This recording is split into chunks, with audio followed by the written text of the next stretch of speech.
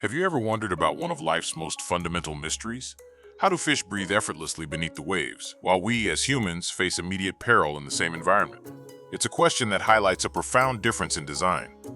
The answer isn't just about presence or absence of water, but about the intricate biological machinery each creature possesses. We are about to dive deep into the astonishing mechanisms behind breathing, comparing the watery world of fish to the airy domain of humans.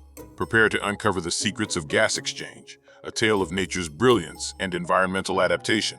The secret to a fish's underwater survival lies within its specialized respiratory organs, gills.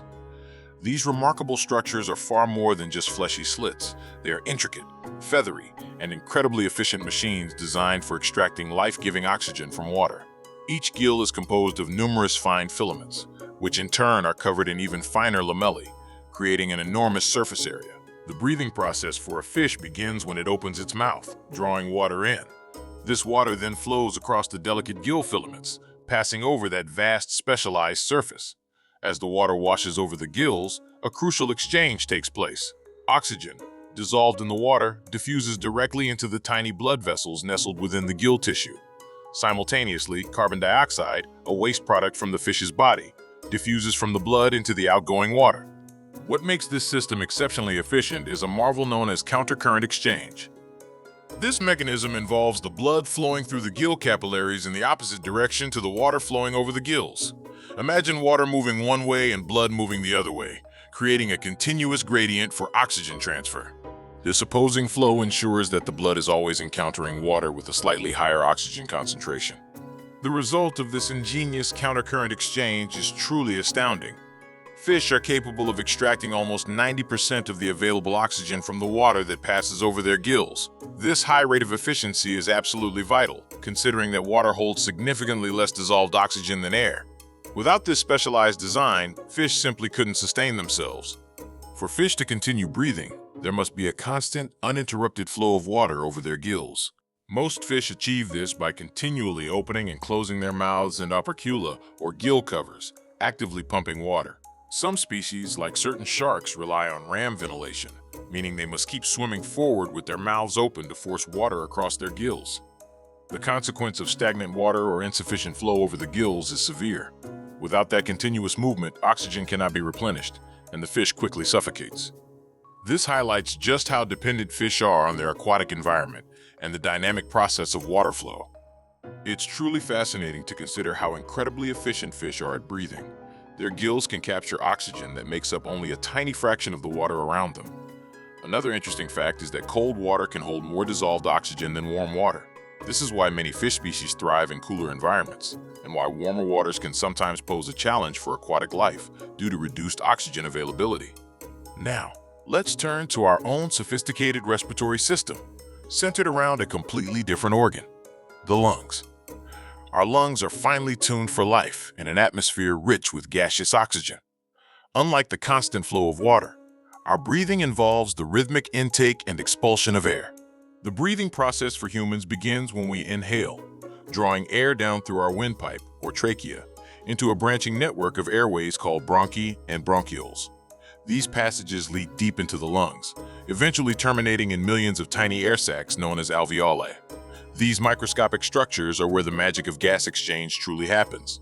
Within the alveoli, oxygen from the inhaled air diffuses across their incredibly thin walls and into the surrounding capillaries, where it binds to hemoglobin in our red blood cells. Simultaneously, carbon dioxide, a waste product carried by the blood, moves from the capillaries into the alveoli to be exhaled. This continuous exchange nourishes every cell in our bodies.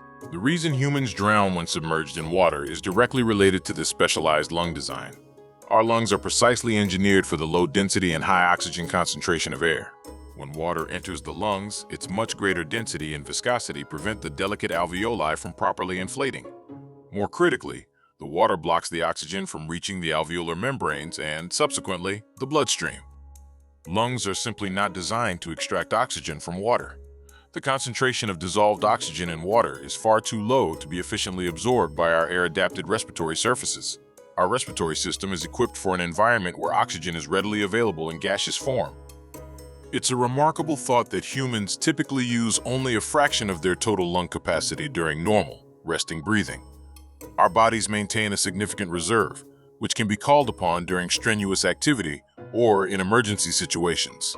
Furthermore, the human brain triggers powerful involuntary survival reflexes during breath holding or water submersion. These reflexes aim to conserve oxygen and protect vital organs, though they are ultimately overwhelmed by the absence of respirable air. The fundamental divergence between how fish and humans breathe stems from the properties of their respective environments. Water, despite being essential for life, has a significantly lower oxygen density compared to air.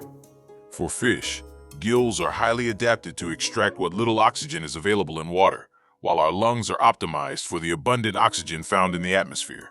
Each organ system represents a pinnacle of environmental efficiency, but for vastly different mediums. Gills are perfect filters for water. Lungs are perfect sponges for air. This specialization means that neither organ can function effectively in the other's environment. Consider a fish removed from water. Its delicate gill filaments, which rely on water for their structure and function, quickly collapse and dry out. Without the buoyant support of water, the fine lamellae stick together, drastically reducing the surface area available for gas exchange. This rapid desiccation and structural failure lead to suffocation, despite being surrounded by oxygen-rich air. Conversely, for a human attempting to breathe water, the outcome is equally dire. Our lungs are not equipped with the vast, dense capillaries or the countercurrent exchange mechanism necessary to efficiently draw oxygen from water. The water fills the air sacs, blocking access to the bloodstream and overwhelming our delicate respiratory tissues. Our systems are simply incompatible with aquatic respiration. Both species, however, expend significant energy for the act of breathing. Fish continuously pump water over their gills, a metabolically demanding process, or expend energy swimming to achieve ram ventilation. Humans continuously contract and relax respiratory muscles, like the diaphragm, to move air in and out of their lungs, a process that accounts for a portion of our basal metabolic rate. Breathing is not a passive activity for either. Nature, ever the innovator, always presents fascinating exceptions to the rule. Some fish species, remarkably, have developed adaptations that allow them to breathe atmospheric air, at least for a time. These air-breathing fish often possess modified swim bladders that function somewhat like primitive lungs, or they can absorb oxygen directly through their skin or specialized mouth linings. These adaptations are often found in environments where water oxygen levels can become dangerously low, such as stagnant ponds or during droughts. The idea of artificial gills for humans has long captured the imagination of scientists and science fiction writers alike. Researchers are indeed working on various prototypes that aim to extract oxygen from water for human use. However, the engineering challenges are immense.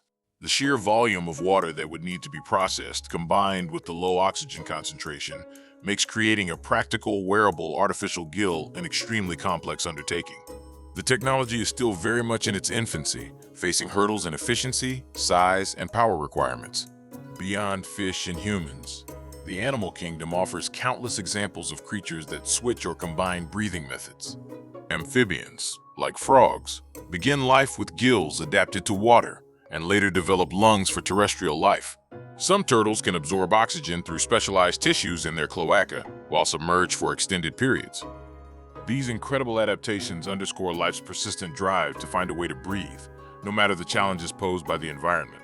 The journey into how fish and humans breathe reveals more than just biological mechanisms. It tells a profound story of environmental adaptation.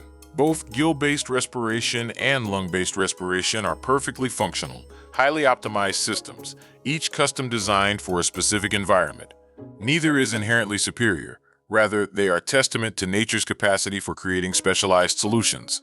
From the shimmering gills of a fish navigating the currents to the rhythmic expansion of human lungs drawing in the air, life consistently solves the fundamental problem of obtaining oxygen in diverse and truly ingenious ways. It's a breathtaking demonstration of the endless possibilities within biological design.